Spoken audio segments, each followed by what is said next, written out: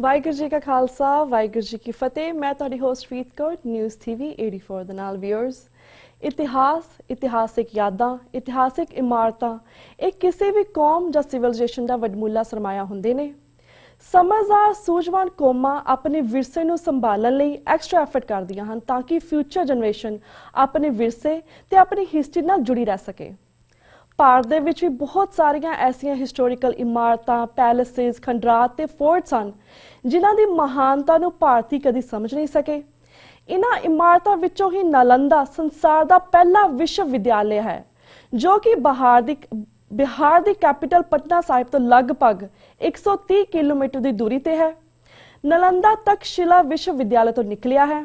ਨਾਲੰਦਾ ਵਿਸ਼ਵ ਵਿਦਿਆਲਿਆ 5500 ਸਾਲ ਪਹਿਲਾਂ ਹੀ theology, grammar, logic, philosophy, medicine आदि सब्जैक्ट ते ना सिर्फ स्टडी करवांदा सी बल्कि ये यूनीवर्सिटी दे विच फ्यूचर महारथियां नूं समाज दा निर्माण करन लई भी शिक्षा दित्ती जांदी सी। नालंदा फर्स्ट वर्ल्ड यूनीवर्सिटी दियां होर भी बहुत सारियां आकर्षित करन वालियां अते सरप्राइज करन वालियां खूबियां हन जिन्हां तो अज असीं तुहानूं जाणू करवावांगे अते जाणांगे ये सारा कॉन्टैक्ट सिख विचारधारा नाल किवें जुड़दा है अते सिख सिविलाइजेशन किवें ह्यूमैनिटी लई रोल मॉडल बन सकती है। इस बारे अज असीं साबका member parliament sir अतिंदरपाल Singh ji नाल गलबात करांगे जिहड़े कि अपने परिवार समेत नालंदा यूनीवर्सिटी तो वापस परते ने पटियाले ਅਤੇ ਉਹਨਾਂ ਨੇ ਇਸ ਯੂਨੀਵਰਸਿਟੀ ਦੇ ਉੱਪਰ ਇੱਕ ਲੇਖ ਵੀ ਲਿਖਿਆ ਹੈ। ਤਾਂ ਸਾਨੂੰ ਹੁਣ ਪਟਿਆਲੇ ਤੋਂ ਫੋਨ ਲਾਈਨ ਤੇ ਜੁੜ ਚੁੱਕੇ ਨੇ ਸਰ ਅਤਿੰਦਰਪਾਲ ਸਿੰਘ ਜੀ। ਜੀ ਵੀਰ ਜੀ, ਵਾਹਿਗੁਰੂ ਜੀ ਕਾ ਖਾਲਸਾ ਵਾਹਿਗੁਰੂ ਜੀ ਕੀ ਫਤਿਹ। ਵਾਹਿਗੁਰੂ ਜੀ ਕਾ ਖਾਲਸਾ ਵਾਹਿਗੁਰੂ ਜੀ ਕੀ ਫਤਿਹ। ਭੈਣ ਜੀ ਬਹੁਤ ਬਹੁਤ ਸ਼ੁਕਰੀਆ, ਤੁਸੀਂ ਜੂਨ 84 ਟੀਵੀ ਰਾਹੀਂ ਮੈਨੂੰ ਸੰਗਤ ਦੇ ਰੂਬਰੂ ਕਰਾ ਰਹੇ ਹੋ। ਜੀ ਵੀਰ ਜੀ, ਥੈਂਕ ਯੂ ਵੀਰ ਜੀ। ਜਿਸ ਤਰ੍ਹਾਂ ਤੁਸੀਂ ਲਾਸਟ ਵੀਕ ਆਪਣੇ ਪਰਿਵਾਰ ਦੇ ਨਾਲ ਤੁਸੀਂ ਨਾਲੰਦਾ ਯੂਨੀਵਰਸਿਟੀ ਜਿਹੜੇ ਹੁਣ ਖੰਡਰ ਬਣ ਚੁੱਕੀ ਹੈ ਤੁਸੀਂ ਉੱਥੇ ਵਿਜ਼ਿਟ ਕੀਤਾ ਸੀ, ਉਸ ਦੇ ਉੱਪਰ ਤੁਸੀਂ ਲੇਖ ਵੀ ਲਿਖਿਆ ਹੈ। Before we talk about Nalanda university, ਜਿਸ ਤਰ੍ਹਾਂ ਨਾਲੰਦਾ ਯੂਨੀਵਰਸਿਟੀ ਤਕਸ਼ਿਲਾ ਤੋਂ ਨਿਕਲੀ ਹੈ, ਅਸੀਂ ਚਾਹਾਂਗੇ ਥੋੜਾ ਜਿਹਾ ਤਕਸ਼ਿਲਾ ਬਾਰੇ ਸਾਰੇ ਦਰਸ਼ਕਾਂ ਨੂੰ ਜਾਣਕਾਰੀ ਦਿਓ, ਫਿਰ ਅਸੀਂ ਨਾਲੰਦਾ ਯੂਨੀਵਰਸਿਟੀ ਬਾਰੇ ਵੀ ਗੱਲਬਾਤ ਕਰਾਂਗੇ। ਭੈਣ ਜੀ ਇਹ ਬਹੁਤ ਵੱਡੀ ਵਿਸ਼ਵ ਦੀ ਇੱਕ ਧਰੋਹਰ ਹੈ ਤਕਸ਼ਿਲਾ, ਜਿਹੜੀ ਕਿ ਪਹਿਲਾਂ ਦੇ ਮਹਾਰਾਜਾ ਰਣਜੀਤ ਸਿੰਘ ਦੇ ਸਿੱਖ ਰਾਜ ਦੇ ਦੌਰਾਨ ਰਾਵਲਪਿੰਡੀ ਜਿਹੜਾ ਸ਼ਹਿਰ ਸੀ ਜਿਸ ਨੂੰ ਅੱਜ ਕੱਲ ਪਾਕਿਸਤਾਨ ਦੀ ਰਾਜਧਾਨੀ ਕਿਹਾ ਜਾਂਦਾ, ਹਾਂਜੀ, ਉਸ ਦੀ ਇੱਕ ਤਹਿਸੀਲ ਅੱਜ ਵੀ ਹੈਗੀ ਹੈ ਤਕਸ਼ਿਲਾ, ਜਿੱਥੇ ਕਿ ਉਸ ਦੇ ਖੰਡਰਾਤ ਮੌਜੂਦ ਨੇ। ਤੇ ਤਕਸ਼ਿਲਾ ਅੱਜ ਤੋਂ ਲਗਭਗ 6500 ਸਾਲ ਪਹਿਲਾਂ ਹੋਣ ਦੀ ਚਾਹੀ ਸੀ। ਹਾਂਜੀ, 6 ਤੋਂ 6500 ਸਾਲ ਪਹਿਲਾਂ ਇਹ ਵਿਸ਼ਵ ਦੀ ਪਹਿਲੀ ਸਭਿਅਤਾ ਵਿੱਚੋਂ ਡਿਵੈਲਪ ਹੋਈ ਸੀ, ਜਿਸ ਨੂੰ ਅਸੀਂ ਸਿੰਧੂ ਘਾਟੀ ਦੀ ਸਭਿਅਤਾ ਕਰਕੇ ਜਾਣਦੇ ਹਾਂ ਤੇ ਹੜੱਪਾ ਦੀ ਸਭਿਅਤਾ ਐਕਚੁਅਲ ਉਹ ਮੰਨੀ ਜਾਂਦੀ ਹੈ। ਹਾਂਜੀ, ਹੜੱਪਾ ਵੀ ਪੰਜਾਬ ਦੀ ਇੱਕ ਬਹੁਤ ਹੀ ਉਸ ਵੇਲੇ ਦਾ ਮਸ਼ਹੂਰ ਸ਼ਹਿਰ ਸੀ ਜੀ, ਜਿਹੜਾ ਕਿ ਵਰਤਮਾਨ ਪਾਕਿਸਤਾਨ ਵਿੱਚ ਸਾਹੀਵਾਲ ਤੋਂ ਲਗਭਗ 40 ਕਿਲੋਮੀਟਰ ਦੀ ਦੂਰੀ ਤੇ ਸਥਿਤ ਹੈ। ਹਾਂਜੀ, ਇਹ 700 ਈਸਾ ਪੂਰਵ ਏਡੀ ਵਿੱਚ ਗ੍ਰੈਂਡ ਟਰੰਕ ਰੋਡ ਤੇ ਅਤੇ ਸਿਲਕ ਰੋਡ ਦੇ ਜਿਹੜਾ ਆਪਸ ਵਿੱਚ ਮਿਲਣੀ ਦਾ ਪੁਆਇੰਟ ਸੀ, ਉਸ ਥਾਂ ਤੇ ਹੜੱਪਾ ਸੰਸਕ੍ਰਿਤੀ ਸਭਿਅਤਾ ਹੋਣ ਦੀ ਚਾਹੀ। ਔਰ ਉਸ ਹੜੱਪਾ ਸੰਸਕ੍ਰਿਤੀ ਚੋਂ ਉਸ ਕਾਲ ਦੇ ਸਭਿਅਤਾ ਦੇ ਲੋਕਾਂ ਨੂੰ ਐਜੂਕੇਸ਼ਨ ਦੇਣ ਲਈ ਤਕਸ਼ਿਲਾ ਯੂਨੀਵਰਸਿਟੀ ਨਿਕਲੀ ਜੀ। ਇਹ ਬੜੀ ਵੱਡੀ ਗੱਲ ਹੈ ਕਿ ਉਸ ਵੇਲੇ ਯੂਰਪ ਵਿੱਚ ਕਿਤੇ ਵੀ ਕੋਈ ਅਜਿਹੀ ਯੂਨੀਵਰਸਿਟੀ ਨਹੀਂ ਸੀ ਜਿੱਥੇ ਕਿ ਮੈਡੀਸਿਨ ਦੀ, ਖਗੋਲ ਵਿਗਿਆਨ ਦੀ, ਤਾਰਾ ਮੰਡਲ ਦੀ, ਗਣਿਤ ਦੀ, ਹਿਸਾਬ ਕਿਤਾਬ ਰੱਖਣ ਦੀ ਤੇ ਇੱਥੋਂ ਤੱਕ ਕਿ ਵਹੀ ਖਾਤਿਆਂ ਦੀ, ਉਸ ਦੇ ਨਾਲ ਨਾਲ ਹੀ ਹਸਤ ਰੇਖਾ, ਕੂਟਨੀਤਕ ਵਿਗਿਆਨ, ਆਯੁਰਵੇਦ, वेदांत, अष्टांत, दर्शन, राजनीति शास्त्र, राजनीति तो राज शास्त्र, अर्थ शास्त्र, इस टाइप के कुल 60 सब्जैक्ट पढ़ाए जाते सन। ਇਹ ਸਾਡੇ ਲਈ ਬੜੀ ਮਾਣ ਦੀ ਗੱਲ ਹੈ ਕਿ ਜਿਹਨੂੰ ਭਾਰਤ ਵਰਸ਼ ਵਿੱਚ ਕਿਹਾ ਜਾਂਦਾ ਕੋਟਿਲਿਆ ਅਰਥ ਸ਼ਾਸਤਰ ਦਾ ਦਾਤਾ ਸੀ, ਉਹ ਹੜੱਪਾ ਸ਼ਹਿਰ ਦਾ ਹੀ ਜੰਮਪਲ ਸੀ। ਤੇ ਉਸ ਨੇ ਜਿਹੜੀ ਸਭ ਤੋਂ ਪਹਿਲੀ ਵਿਦਿਆ ਗ੍ਰਹਿਣ ਕੀਤੀ ਉਹ ਤਕਸ਼ਿਲਾ ਯੂਨੀਵਰਸਿਟੀ ਤੋਂ ਕੀਤੀ। ਤਕਸ਼ਿਲਾ ਯੂਨੀਵਰਸਿਟੀ ਤੋਂ ਬਹੁਤ ਹੀ ਵੱਡੇ ਅਤੇ ਪ੍ਰਕਾਂਡ ਵਿਦਵਾਨ ਇਸ ਸੰਸਾਰ ਨੂੰ ਮਿਲੇ ਹਨ। ਜੀ ਇਸ ਯੂਨੀਵਰਸਿਟੀ ਚੋਂ ਪੜ੍ਹਨ ਤੋਂ ਬਾਅਦ ਹੀ ਇਹ ਕੌਟਿਲਿਆ, ਜਿਹਨੂੰ ਅਸੀਂ ਚਾਣਕਿਆ ਵੀ ਕਹਿੰਦੇ ਆ, ਹਾਂਜੀ ਉਹ ਚੰਦਰਗੁਪਤ ਮੌਰਿਆ ਕਾਲ ਵਿੱਚ ਜਾ ਕੇ, ਔਰ ਚੰਦਰਗੁਪਤ ਨੇ ਵੀ ਹੜੱਪਾ ਤਕਸ਼ਿਲਾ ਯੂਨੀਵਰਸਿਟੀ ਤੋਂ ਵਿਦਿਆ ਗ੍ਰਹਿਣ ਕੀਤੀ ਸੀ। ਜੀ ਇਹਨਾਂ ਦਾ ਸੰਬੰਧ ਇੱਥੋਂ ਬਣਿਆ ਹਾਂਜੀ ਤੇ ਚੰਦਰਗੁਪਤ ਮੌਰਿਆ ਨੇ ਜਾ ਕੇ ਇਸ ਨੂੰ ਆਪਣੇ ਨਾਲ ਲਿਜਾ ਕੇ ਆਪਣਾ ਮਹਾਂਮੰਤਰੀ ਬਣਾਇਆ, ਔਰ ਮਹਾਂਮੰਤਰੀ ਬਣਨ ਤੋਂ ਬਾਅਦ ਹਾਂਜੀ ਇਹਨਾਂ ਨੇ ਬਿਹਾਰ ਜਿਹੜੀ ਉਹਨਾਂ ਦੀ ਰਾਜਧਾਨੀ ਪਾਟਲੀਪੁੱਤਰ ਸੀ, ਜੀ ਉਸ ਤੋਂ ਥੋੜਾ ਜਿਹਾ ਦੂਰ ਲਗਭਗ 130 ਕਿਲੋਮੀਟਰ ਦੀ ਦੂਰੀ ਤੇ ਫਿਰ ਵਿਸ਼ਵ ਵਿਦਿਆਲਾ ਡਿਵੈਲਪ ਕੀਤਾ, ਜਿਸ ਨੂੰ ਨਾਲੰਦਾ ਯੂਨੀਵਰਸਿਟੀ ਕਿਹਾ ਜਾਂਦਾ। ਹਾਂਜੀ ਜੀ ਅੱਜ ਇਹ ਦੋਨੋਂ ਹੀ ਸਥਾਨ ਆਪਣੀ ਪੂਰੀ ਤਰ੍ਹਾਂ ਖੰਡਰਾਤ ਵਿੱਚ ਹਨ। ਜੀ ਪਰ ਮੈਂ ਖਾਸ ਤੌਰ ਤੇ ਸਿੱਖ ਕੌਮ ਨੂੰ ਕਹਿਣਾ ਚਾਹਾਂਗਾ ਕਿ ਜਿਸ ਪੰਜਾਬ ਦੀ ਧਰਤੀ ਨੇ ਹਾਂਜੀ ਵਿਸ਼ਵ ਨੂੰ ਆਪਣੀ ਪਹਿਲੀ ਸਭਿਅਤਾ ਦਿੱਤੀ, ਹਾਂਜੀ ਉਹ ਹੜੱਪਾ ਦੇ ਸ਼ਹਿਰ ਅਤੇ ਤਕਸ਼ਸ਼ਿਲਾ ਯੂਨੀਵਰਸਿਟੀ ਜੀ ਅੰਗਰੇਜ਼ ਕਾਲ ਦੌਰਾਨ ਜਦੋਂ ਰੇਲਵੇ ਲਾਈਨਾਂ ਬਣਾਈਆਂ ਗਈਆਂ, ਉਸ ਵੇਲੇ ਤਕਰੀਬਨ ਸਾਰੀ ਤਬਾਹ ਕਰ ਦਿੱਤੀ ਗਈ। ਹਾਂਜੀ ਰੇਲਵੇ ਲਾਈਨ ਦੀ ਭੇਂਟ ਚੜ ਗਈ ਜੀ ਕਿਉਂਕਿ ਸਾਡੇ ਸੂਝ ਨਹੀਂ ਸੀ। ਹਾਂਜੀ ਪਰ ਸੇਮ ਗੱਲ ਜਿਸ ਵੇਲੇ ਅੰਗਰੇਜ਼ਾਂ ਨੇ ਪਟਨਾ ਤੋਂ ਆਪਣਾ ਗਿਆ ਤੱਕ ਰੇਲਵੇ ਲਾਈਨ ਬਣਾਈ, ਰਾਜਗੀਰ ਗਿਆ ਤੱਕ, ਹਾਂਜੀ ਤਾਂ ਉਸ ਵੇਲੇ ਉਹਨਾਂ ਨੇ ਆਪਣਾ ਨਾਲੰਦਾ ਯੂਨੀਵਰਸਿਟੀ ਨੂੰ ਪੂਰੀ ਤਰ੍ਹਾਂ ਸੰਭਾਲਿਆ ਤੇ ਰੇਲਵੇ ਲਾਈਨ ਨਾਲੰਦਾ ਯੂਨੀਵਰਸਿਟੀ ਤੋਂ ਲਗਭਗ 6.5 ਕਿਲੋਮੀਟਰ ਦੂਰ ਤੋਂ ਕੱਢੀ। ਜੀ ਇਹ ਉਹ ਗੱਲਾਂ ਹਨ ਜਿਹੜੀਆਂ ਗੱਲਾਂ ਇਸ ਗੱਲ ਦੀ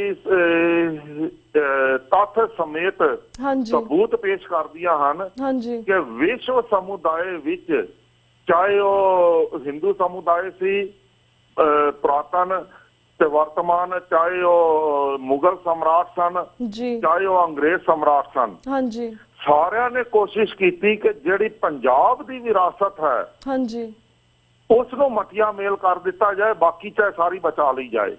ਜੀ ਇਸੇ ਵਜ੍ਹਾ ਕਰਕੇ ਅੱਜ ਨਾਲੰਦਾ ਯੂਨੀਵਰਸਿਟੀ ਦੇ ਤੇ ਖੰਡਰਾਤ ਬਹੁਤ ਅੱਛੀ ਹਾਲਾਤ ਵਿੱਚ ਹਨ ਤੇ ਉੱਥੇ ਹੁਣ ਵੀ ਖੁਦਾਈ ਦਾ ਕੰਮ ਚੱਲ ਰਿਹਾ। ਮੈਂ ਅਸੀਂ ਦੇਖ ਕੇ ਆਇਆ। ਹਾਂਜੀ ਪਰ ਤਕਸ਼ਿਲਾ ਤੇ ਹੜੱਪਾ ਵਿੱਚ ਕੋਈ ਖੁਦਾਈ ਦਾ ਕੰਮ ਨਹੀਂ ਚੱਲ ਰਿਹਾ ਔਰ ਕੋਈ ਉਸ ਦੀ ਸੰਭਾਲ ਨਹੀਂ ਹੋ ਰਹੀ, ਹਾਲਾਂਕਿ ਉਹ ਵੀ ਵਿਸ਼ਵ ਹੈਰੀਟੇਜ ਹੈ, ਇਹ ਵੀ ਯੂਨੈਸਕੋ ਦੀ ਵਿਸ਼ਵ ਹੈਰੀਟੇਜ ਹੈ। ਜੀ ਜੀ ਇਹ ਆਪਸ ਵਿੱਚ ਦੋਨਾਂ ਦਾ ਇਹ ਮੇਲ ਹੈ। ਹਾਂਜੀ ਪਰ ਹੜੱਪਾ ਤੋਂ ਬਾਅਦ ਜਿਸ ਵੇਲੇ ਤਕਸ਼ਿਲਾ ਤੋਂ ਬਾਅਦ ਨਾਲੰਦਾ ਯੂਨੀਵਰਸਿਟੀ ਬਣੀ ਤੇ ਇੱਥੇ ਤਕਸ਼ਿਲਾ ਵਿੱਚ ਇਹ 60 ਸਬਜੈਕਟ ਪੜ੍ਹਾਏ ਜਾਂਦੇ ਸਨ। ਹਾਂਜੀ ਉੱਥੇ ਨਾਲੰਦਾ ਵਿੱਚ ਇਹਨਾਂ ਨੇ ਸਬਜੈਕਟਸ ਦੀ ਗਿਣਤੀ 112 ਕਰ ਦਿੱਤੀ ਤੇ ਉੱਥੇ ਬਾਕਾਇਦਾ ਹੋਸਟਲ ਦੀ ਫੈਸਿਲਿਟੀ ਦੇ ਨਾਲ ਜੀ ਟ੍ਰਿਪਲ ਸਟੋਰੀ ਹੋਸਟਲ ਬਣਾਏ ਗਏ ਉਸ ਕਾਲ ਵਿੱਚ। ਜੀ ਅੱਜ ਤੋਂ ਲਗਭਗ ਤੁਸੀਂ ਲਾ ਲਓ 55 ਸਾਲ ਪਹਿਲਾਂ ਜੀ ਟ੍ਰਿਪਲ ਸਟੋਰੀ ਹੋਸਟਲ ਦੇ ਵਿੱਚ 에ਅਰ ਕੰਡੀਸ਼ਨਿੰਗ ਫੈਸਿਲਿਟੀ ਕੁਦਰਤੀ ਤੌਰ ਤੇ, ਹਾਂਜੀ ਉਸ ਦੇ ਨਾਲ ਹਰ ਹੋਸਟਲ ਵਿੱਚ ਇੱਕ ਕਾਲਜ, 112 ਸਬਜੈਕਟਸ ਦਾ ਇੱਕ ਹੋਸਟਲ ਪਲੱਸ ਇੱਕ ਕਾਲਜ। ਜੀ ਉੱਥੇ ਦੇ ਅੰਦਰ ਹੀ ਸਟੂਡੈਂਟਸ ਨੂੰ ਇੱਕ ਫਲੋਰ ਤੇ 32 ਸਟੂਡੈਂਟ ਰਹਿੰਦੇ ਸਨ। ਹਾਂਜੀ ਹਰ ਸਟੂਡੈਂਟ ਨੂੰ ਇੱਕ ਸੈਪਰੇਟ ਕਮਰਾ ਮਿਲਦਾ ਸੀ ਜੀ ਤੇ ਉਸ ਦੀ ਰੋਟੀ ਵੀ ਅੰਦਰ, ਭੋਜਨ ਵੀ ਅੰਦਰ ਤਿਆਰ ਹੁੰਦਾ ਸੀ। ਖੂਹ ਵੀ ਅੰਦਰ ਉਹਨਾਂ ਨੇ ਹੋਸਟਲ ਦੇ ਪੁੱਟਿਆ ਹੋਇਆ ਹੈ, ਅੱਜ ਵੀ ਖੂਹ ਮਿਲਦੇ ਹਨ। ਹਾਂਜੀ ਔਰ ਦੁਨੀਆ ਦੀ ਸਭ ਤੋਂ ਪਹਿਲੀ ਸਿਵਲਾਈਜੇਸ਼ਨ ਵਿੱਚ, ਜਿਵੇਂ ਮੈਂ ਤਕਸ਼ਿਲਾ ਦੀ ਗੱਲ ਕੀਤੀ, ਉਵੇਂ ਨਾਲੰਦਾ ਦੀ ਇਹ ਵਿਸ਼ੇਸ਼ਤਾ ਹੈ ਕਿ ਸੀਵਰੇਜ ਸਿਸਟਮ ਮਿਲਦਾ ਹੈ। ਹਾਂਜੀ ਜੀ ਜਿਹੜਾ ਕਿ ਇਤਨਾ ਲਾਜਵਾਬ ਸੀਵਰੇਜ ਸਿਸਟਮ ਹੈ, ਅੱਜ ਵੀ ਉਹ ਫੇਲ ਨਹੀਂ ਹੋਇਆ। ਪਾਣੀ ਉਸ ਵਿੱਚੋਂ ਬਿਲਕੁਲ ਪੂਰੀ ਤਰੀਕੇ ਨਾਲ ਬਾਹਰ ਨਿਕਲ ਜਾਂਦਾ। ਹਾਂਜੀ ਹਲੇ ਤੱਕ ਨਾਲੰਦਾ ਯੂਨੀਵਰਸਿਟੀ ਦਾ ਜਿਹੜਾ ਟੋਟਲ ਖੇਤਰਫਲ ਸੀ ਉਹ 10 ਸਕੁਆਇਰ ਕਿਲੋਮੀਟਰ ਦਾ ਹੈ, ਜੀ ਪਰ ਉਸ ਵਿੱਚੋਂ ਲਗਭਗ 1.5 ਸਕੁਆਇਰ ਕਿਲੋਮੀਟਰ ਵਿੱਚ ਖੁਦਾਈ ਹੋਈ ਹੈ, ਹਾਂਜੀ ਜਿਸ ਵਿੱਚੋਂ 112 ਵਿੱਚੋਂ ਸਿਰਫ 11 ਬਲਾਕਸ ਹਲੇ ਤੱਕ ਸਾਹਮਣੇ ਆਏ ਨੇ ਜੀ ਤੇ ਇੱਕ ਉਹਨਾਂ ਦਾ ਚੇਤਨਾ ਕੇਂਦਰ ਸਾਹਮਣੇ ਆਇਆ ਤੇ ਇੱਕ ਮੰਦਿਰ ਸਾਹਮਣੇ ਆਇਆ। ਜੀ ਜੀ ਜੀ ਇਹ ਇੱਕ ਵਿਸ਼ੇਸ਼ਤਾਵਾਂ ਨੇ। ਹਾਂਜੀ ਇਹਨਾਂ ਵਿਸ਼ੇਸ਼ਤਾਵਾਂ ਵਿੱਚੋਂ ਜਿਹੜੀਆਂ ਚੀਜ਼ਾਂ ਸਿੱਖ ਕੌਮ ਨੂੰ ਸਮਝਣ ਵਾਲੀਆਂ ਨੇ, ਜੀ ਸਿੱਖ ਚੇਤਨਾ ਔਰ ਵਿਵੇਕ ਦੇ ਹਿਸਾਬ ਨਾਲ ਸਾਨੂੰ ਇਹ ਮੰਗ ਕਰਦੀਆਂ ਨੇ, ਹਾਂਜੀ ਇਹਨਾਂ ਯੂਨੀਵਰਸਿਟੀਆਂ ਦੀਆਂ ਜਿੱਥੇ ਵਿਸ਼ੇਸ਼ਤਾਵਾਂ ਸਨ ਉੱਥੇ ਇਹਨਾਂ ਵਿੱਚ ਬਹੁਤ ਵੱਡੀਆਂ ਉਣਤਾਈਆਂ ਸਨ। ਹਾਂਜੀ। ਉਣਤਾਈਆਂ ਵਿੱਚੋਂ ਮੈਂ ਮੁੱਖ ਤੁਹਾਨੂੰ ਪੋਟਿਆਂ ਤੇ ਗਿਣਾਨਾ। ਇਸ ਵਿੱਚ ਕੋਈ ਵੀ ਸ਼ਡਿਊਲ ਕਾਸਟ ਵਿਦਿਆ ਨਹੀਂ ਸੀ ਲੈ ਸਕਦਾ ਜੀ। ਕੋਈ ਵੀ ਔਰਤ ਫੀਮੇਲ ਵਿਦਿਆ ਨਹੀਂ ਸੀ ਲੈ ਸਕਦੀ ਜੀ। ਕੋਈ ਵੀ ਵਿਧਵਾ ਔਰਤ ਇਸ ਦੇ ਨੇੜੇ ਨਹੀਂ ਸੀ ਫਟਕ ਸਕਦੀ। ਹਾਂਜੀ। ਇਸ ਦੇ ਏਰੀਏ ਤੋਂ ਬਹੁਤ ਦੂਰ ਰੱਖਿਆ ਜਾਂਦਾ ਸੀ, ਮਤਲਬ ਪਿੰਡਾਂ ਵਿੱਚੋਂ ਹੀ ਉਹਨਾਂ ਨੂੰ ਖਾਲੀ ਕਰਾ ਲਿਆ ਜਾਂਦਾ ਸੀ। ਹਾਂਜੀ। ਇਸੇ ਦੇ ਨਾਲ ਨਾਲ ਇਹ ਸਿਰਫ ਰਾਜ ਘਰਾਣਿਆਂ ਤੇ ਪਲਣ ਵਾਲੀਆਂ ਯੂਨੀਵਰਸਿਟੀਆਂ ਸਨ। ਹਾਂਜੀ। ਜਿਹੜਾ ਕਿ ਰਾਜ ਘਰਾਣੇ ਤੋਂ ਦਾਨ ਮਿਲਦਾ ਸੀ ਨਾਲੰਦਾ ਨੂੰ, ਉਸ ਦੇ ਆਧਾਰ ਤੇ ਚੱਲਦੀਆਂ ਸਨ ਜੀ। ਇਸ ਲਗਭਗ 6000 6500 ਦੇ ਇਸ ਪ੍ਰਬੰਧਕੀ ਨਿਜ਼ਾਮ ਵਿੱਚ ਜਦੋਂ ਕਿ ਚਾਣਕਿਆ ਨੇ ਇਹ ਨੀਤੀ ਸ਼ਾਸਤਰ ਵੀ ਬਣਾ ਦਿੱਤਾ ਕਿ ਕੋਈ ਸ਼ੂਦਰ ਗਿਆਨ ਦੀ ਗੱਲ ਸੁਣਦਾ ਤੇ ਉਹਦੇ ਕੰਨਾਂ ਹੀ ਸ਼ੀਸ਼ਾ ਭਰ ਦਿੱਤਾ ਜਾਏ ਜੀ। ਕੋਈ ਸ਼ਡਿਊਲ ਕਾਸਟ ਰੱਬ ਦਾ ਨਾਂ ਲੈਂਦਾ ਤਾਂ ਉਹਦੀ ਜੀਭ ਵੱਢ ਦਿੱਤੀ ਜਾਏ। ਹਾਂਜੀ। ਤੇ ਕੋਈ ਰਾਜੇ ਦੇ ਅੰਗੇਸਟ ਬਗਾਵਤ ਕਰਦਾ ਤੇ ਉਹਨੂੰ ਜਿੰਦਾ ਹੀ ਨਹੀਂ ਕਿ ਚਿਣ ਦਿੱਤਾ ਜਾਏ ਜੀ। ਜਿਹੜੇ ਅਜਿਹੇ ਬਹੁਤ ਸਾਰੇ ਨਿਜ਼ਾਮ ਸਨ ਲਗਭਗ ਚਾਣਕਿਆ ਸ਼ਾਸਤਰ ਨੂੰ ਜੇ ਅਸੀਂ ਪੜ੍ਹੀਏ ਤੇ ਇਹੋ ਜਿਹੇ ਅਣਮਨੁੱਖਤਾ ਵਾਲੇ ਜੀ 128 ਨਿਜ਼ਾਮ ਸਾਹਮਣੇ ਕਾਨੂੰਨ ਸਾਹਮਣੇ ਆਉਂਦੇ ਹਨ ਜਿਹੜੇ ਕਿ ਉਸ ਵੇਲੇ ਕਾਰਜਸ਼ੀਲ ਸਨ ਜੀ। ਸਾਹਿਬ ਸ੍ਰੀ ਗੁਰੂ ਨਾਨਕ ਪਾਤਸ਼ਾਹ ਨੇ ਵੀ ਆਪਣੀ ਨਾਨਕਸ਼ਾਹੀ ਉਸੇ ਧਰਤੀ ਤੋਂ ਦਿੱਤੀ, ਜਿਹੜੀ ਕਿ ਇਹ ਸਭ ਤੋਂ ਵੱਡੀ ਵਿਸ਼ੇਸ਼ਤਾ ਵਾਲੀ ਗੱਲ ਹੈ ਜੀ।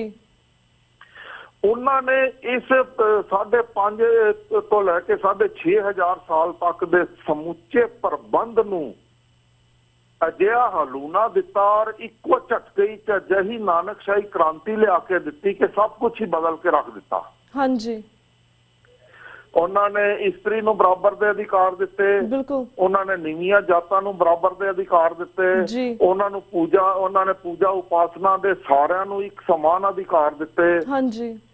ਉਹਨਾਂ ਨੇ ਕੰਮ ਦੇ ਹਿਸਾਬ ਨਾਲ ਵੰਡੇ ਜਾਤੀਵਾਦ ਨੂੰ ਖਤਮ ਕਰ ਦਿੱਤਾ ਜਦ ਕਿ ਇਹ ਸਾਰਾ ਪ੍ਰਬੰਧ ਹੀ ਜਾਤੀਵਾਦ ਦੇ ਆਧਾਰ ਤੇ ਚੱਲ ਰਿਹਾ ਸੀ। ਹਾਂਜੀ। ਮੈਂ ਇੱਥੇ ਇੱਕ ਹੋਰ ਪਰਿਪੇਖੀ ਚ ਆਪ ਜੀ ਨਾਲ ਗੱਲ ਕਰਨਾ ਚਾਹੁੰਦਾ, ਜਿਹੜੀ ਕਿ ਅੱਜ ਤੱਕ ਸਿੱਖ ਸਮਾਜ ਨੇ ਆਪਣੀ ਸਭਿਅਤਾ ਨੂੰ ਉਭਾਰਨ ਵਾਸਤੇ ਕਦੇ ਸਾਹਮਣੇ ਹੀ ਨਹੀਂ ਲਿਆਂਦੀਆਂ ਗੱਲਾਂ ਜੀ। ਗੁਰੂ ਨਾਨਕ ਪਾਤਸ਼ਾਹ ਜੀ ਨੇ ਟੋਟਲ ਸਿਵਲਾਈਜੇਸ਼ਨ, ਸਿੱਖ ਸਿਵਲਾਈਜੇਸ਼ਨ ਦਿੱਤੀ ਹੈ, ਜਿਸ ਨੂੰ ਨਾਨਕਸ਼ਾਹੀ ਸਿਵਲਾਈਜੇਸ਼ਨ ਅਸੀਂ ਕਹਿ ਸਕਦੇ ਹਾਂ। ਔਰ ਮੈਂ ਆਪਣੀ ਉਸ ਤੇ ਕਿਤਾਬ ਵੀ ਲਿਖੀ ਹੈ, ਸਿੱਖ ਸਭਿਅਤਾ ਦੇ ਮੂਲ ਆਧਾਰ। ਹਾਂਜੀ।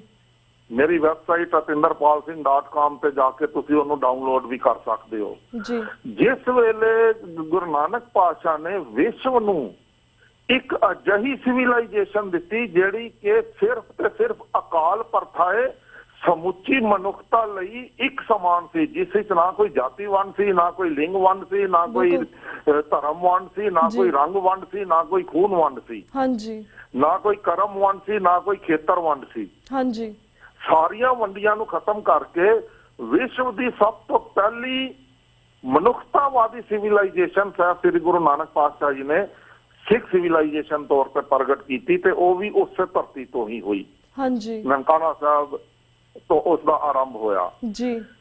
ਉਸ ਦੀ ਇੱਕ ਵੱਡੀ ਰੈਵੋਲੂਸ਼ਨ ਜਿਹੜੀ ਆਈ, ਹੁਣ 14 ਤਰੀਕ ਨੂੰ ਅਸੀਂ ਫੇਰ ਖਾਲਸੇ ਦਾ ਪ੍ਰਕਾਸ਼ ਦਿਹਾੜਾ ਵਿਸਾਖੀ ਦੇ ਤੌਰ ਤੇ ਮਨਾਉਣ ਜਾ ਰਹੇ ਹਾਂ। ਦਰਅਸਲ ਵਿਸਾਖੀ ਖਾਲਸੇ ਦਾ ਪ੍ਰਕਾਸ਼ ਦਿਹਾੜਾ ਹੈ, ਇਸ ਲਈ ਇਸ ਦੀ ਮਹਾਨਤਾ ਹੈ। ਹਾਂਜੀ। ਖਾਲਸੇ ਦੇ ਪ੍ਰਕਾਸ਼ ਦਿਹਾੜੇ ਤੇ ਜਿਸ ਵੇਲੇ ਸਾਹਿਬ ਸ੍ਰੀ ਗੁਰੂ ਗੋਬਿੰਦ ਸਿੰਘ ਪਾਤਸ਼ਾਹ ਜੀ ਨੇ 5 ਸੀਸ ਮੰਗੇ ਜੀ ਤੇ ਉਹ ਜਿਹੜੇ ਸੀਸ ਆਏ ਉਹ ਪੰਜੋਂ ਦੇ ਪੰਜੋਂ ਬਹੁਤ ਹੀ ਹੈਰਾਨੀਜਨਕ ਗੱਲਾਂ ਸਾਡੇ ਸਾਹਮਣੇ ਆਉਂਦੀਆਂ ਨੇ ਜਿਸ ਵੇਲੇ ਅਸੀਂ ਸ਼ੋਧ ਕਰਦੇ ਹਾਂ। ਹਾਂਜੀ। ਔਰ ਇਸ ਦਿਸ਼ਾ ਵਿੱਚ ਸ਼ੋਧ ਕਾਰਜ ਹੋਣਾ ਚਾਹੀਦਾ। ਸਾਡੇ ਕੋਲ ਕੋਈ ਸਾਧਨ ਨਹੀਂ ਨੇ। ਮੈਂ ਕਹਾਂਗਾ ਸੰਸਾਰ ਦੇ ਸਿੱਖਾਂ ਨੂੰ ਸਪਾਂਸਰ ਕਰਨੀਆਂ ਚਾਹੀਦੀਆਂ ਨੇ ਅਜਿਹੇ ਸ਼ੋਧ ਵਿਸ਼ਿਆਂ ਨੂੰ।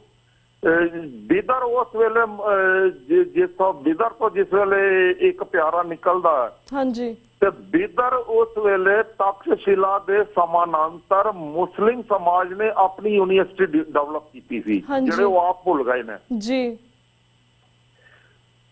ਹਸਤਨਾਪੁਰ ਤੋਂ ਜਿਸ ਵੇਲੇ ਇੱਕ ਪਿਆਰਾ ਸਾਹਮਣੇ ਆਉਂਦਾ ਤੇ ਉਹ ਹਸਤਨਾਪੁਰ ਵੀ ਉਸ ਵੇਲੇ ਯੂਨੀਵਰਸਿਟੀ ਬਣੀ ਸੀ।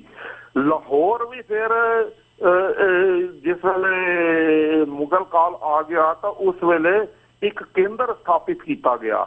ਸਾਡੇ ਜਿਹੜੇ 5 ਪਿਆਰੇ ਵੀ ਸਾਹਮਣੇ ਆਏ ਨੇ ਉਹ ਬਹੁਤ ਹੀ ਨਿਖਰ ਕੇ ਇੱਕ ਸਿਵਲਾਈਜੇਸ਼ਨ ਦੇ ਕਨਸੈਪਟ ਨਾਲ ਸਾਹਮਣੇ ਆਏ ਨੇ, ਜਿਨ੍ਹਾਂ ਪਿੱਛੇ ਇੱਕ ਪੂਰਾ ਦਾ ਪੂਰਾ ਸੰਕਲਪ, ਪੂਰੀ ਦੀ ਪੂਰੀ ਪ੍ਰਣਾਲੀ, ਪੂਰੀ ਦੀ ਪੂਰੀ ਸਿਵਲਾਈਜੇਸ਼ਨ ਹੈ।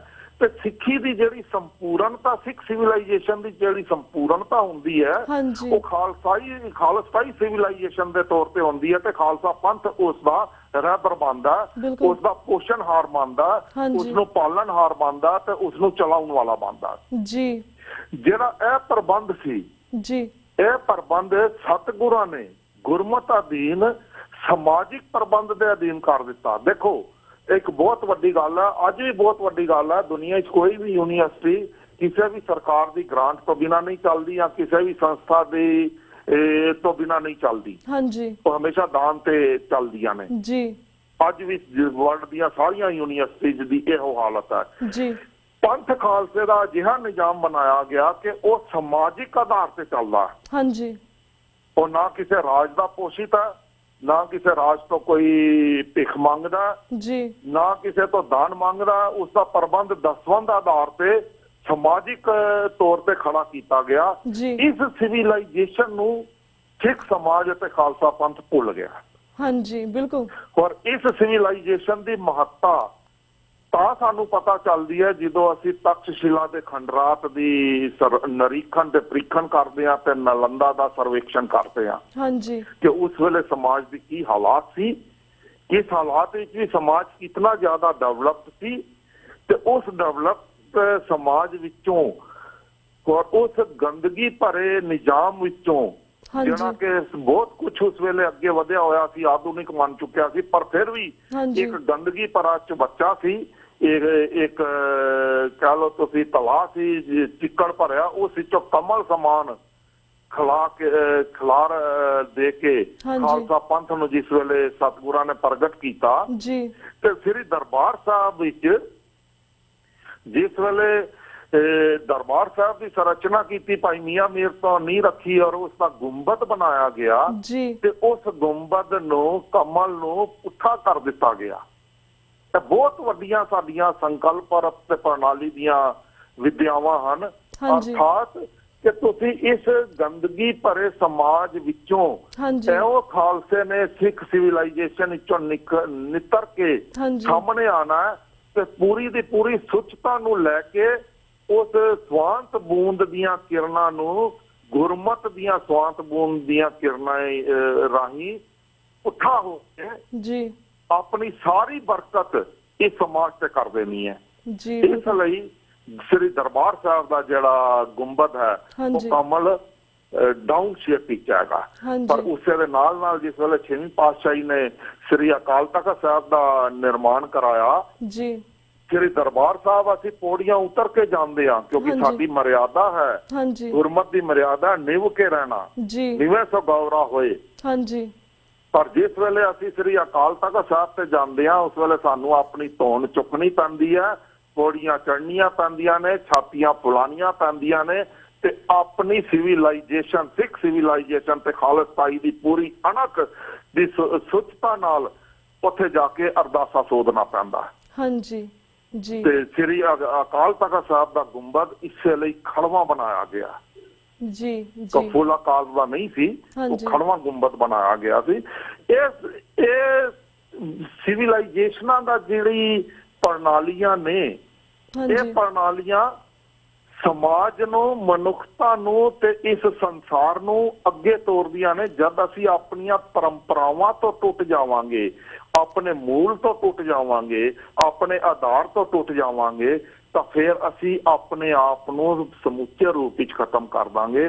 ਮੈਂ ਆਪ ਜੀ ਦੇ ਟੀਵੀ ਰਾਹੀਂ ਖਾਲਸਾ ਪੰਥ ਨੂੰ ਇਹ ਬੇਨਤੀ ਕਰਨਾ ਚਾਹੁੰਦਾ ਕਿ ਇਹੋ ਵਜ੍ਹਾ ਹੈ ਕਿ ਅੱਜ ਪੰਜਾਬ ਵਿੱਚ ਤੇ ਸੰਸਾਰ ਵਿੱਚ ਸਿੱਖ ਪੰਜਾਬੀ ਬਣਾ ਦਿੱਤਾ ਗਿਆ, ਸਿੱਖ ਤਾਂ ਰਿਹਾ ਹੀ ਨਹੀਂ। ਹਾਂਜੀ, ਬਿਲਕੁਲ। ਸਮੱਸਿਆਵਾਂ ਪੰਜਾਬ ਤੇ ਪੰਜਾਬੀਅਤ ਦੀਆਂ ਹੋ ਗਈਆਂ ਨੇ, ਹਾਂਜੀ। ਸਿੱਖੀ ਦੀਆਂ ਤੇ ਮੁੱਕੀ ਗਈਆਂ। ਤੇ ਬਿਲਕੁਲ। ਜਿਹੜੀਆਂ ਹੌਲੀ ਹੌਲੀ ਸਾਡੇ ਤੇ ਹਮਲੇ ਹੋ ਕੇ ਸਾਡੀ ਸਿੱਖ ਸਿਵਲਾਈਜੇਸ਼ਨ ਨੂੰ ਖਤਮ ਕਰਕੇ ਪੰਜਾਬੀ ਸਿਵਲਾਈਜੇਸ਼ਨ ਵਿੱਚ ਡਿਵੈਲਪ ਕੀਤਾ ਜਾ ਰਿਹਾ, ਇਸ ਖਤਰੇ ਤੋਂ ਬਚਣ ਦਾ ਸੰਦੇਸ਼ ਦਿੰਦੀ ਹੈ ਤਕਸ਼ਸ਼ਿਲਾ ਯੂਨੀਵਰਸਿਟੀ ਅਤੇ ਨਾਲੰਦਾ ਯੂਨੀਵਰਸਿਟੀ। ਸੰਦੇਸ਼ ਇਹੋ ਦਿੰਦੀ ਹੈ ਕਿ ਜਿਵੇਂ ਤਕਸ਼ਸ਼ਿਲਾ ਯੂਨੀਵਰਸਿਟੀ ਨੂੰ ਸਿਕੰਦਰ ਨੇ ਹਮਲੇ ਤੋਂ ਬਾਅਦ ਤਬਾਹ ਕੀਤਾ ਹਾਂਜੀ ਅਤੇ ਨੇਸਤਰਾਂ ਨੂੰ ਮੂਦ ਕਰ ਦਿੱਤਾ, ਇਹ ਸਿਕੰਦਰ 326 AD ਵਿੱਚ ਪੰਜਾਬ ਦੀ ਧਰਤੀ ਤੇ ਆਇਆ ਤੇ ਉਸਨੇ ਇਸ ਨੂੰ ਬਿਲਕੁਲ ਬਰਬਾਦ ਕਰ ਦਿੱਤਾ। ਇਸੇ ਤਰੀਕੇ ਨਾਲ ਉਸ ਵੇਲੇ ਦੇ ਤੁਰਕ ਹਮਲਾਵਰਾਂ ਨੇ ਨਾਲੰਦਾ ਯੂਨੀਵਰਸਿਟੀ ਨੂੰ ਬਿਲਕੁਲ ਨੇਸਤਾਨਾਬੂਦ ਕਰ ਦਿੱਤਾ। ਹਾਂਜੀ। ਅੱਜ ਉਹੀ ਸਿੱਖ ਸਿਵਲਾਈਜੇਸ਼ਨ ਜਿਹੜੀ ਕਿ ਅੱਜ ਤੋਂ ਲਗਭਗ 500 ਸਾਲ ਪਹਿਲਾਂ ਦੀ ਪੈਦਾ ਹੋਈ ਸਿਵਲਾਈਜੇਸ਼ਨ ਹੈ, ਹਾਂਜੀ। ਉਸ ਨੂੰ ਤਾਂ ਬਹੁਤ ਛੇਤੀ ਹੀ ਖਤਰਿਆਂ ਦਾ ਸਾਹਮਣਾ ਕਰਨਾ ਪੈ ਰਿਹਾ ਤੇ ਉਹਨੂੰ ਬੜੇ ਸਹਿਜੇ ਹੀ ਭਾਰਤ ਸਰਕਾਰ ਨੇ, ਹਿੰਦੂਤਵਾਂ ਨੇ, ਸਿੱਖ ਸਮਾਜ ਅੰਦਰਲੇ ਹਿੰਦੂਤਵਾ ਅਨਸਰਾਂ ਨੇ ਪੰਜਾਬੀ ਤੇ ਪੰਜਾਬੀਅਤ ਬਣਾ ਕੇ ਰੱਖ ਦਿੱਤਾ। ਮੇਰੇ ਸਾਹਮਣੇ ਇਹ ਬੜੇ ਵੱਡੇ ਖਤਰੇ ਹਨ। ਬਤੌਰ ਖਾਲਸਾ ਪੰਥ ਦੇ ਨੁਮਾਇੰਦੇ ਦੇ ਤੌਰ ਤੇ, ਖਾਲਸਤਾਈ ਸਭਿਅਤਾ ਦੇ ਇੱਕ ਕੇਂਦਰੀ ਨੁਮਾਇੰਦੇ ਦੇ ਤੌਰ ਤੇ ਮੈਂ ਇਸ ਦਰਦ ਨੂੰ, ਇਸ ਪੀੜ ਨੂੰ ਆਪਣੇ ਰੋਮ ਹੀ ਛੰਡਾ ਰਿਹਾ ਤੇ ਮੈਂ ਚਾਹੁੰਦਾ ਕਿ ਖਾਲਸਾ ਪੰਥ ਇਸ ਤੋਂ ਬਚੇ ਤੇ ਆਪਣੀ ਸੁੱਚਤਾ ਤੇ ਅਣਖ ਨਾਲ ਪ੍ਰਗਟ ਹੋਵੇ। ਫਿਰ ਜੀ ਬਿਲਕੁਲ।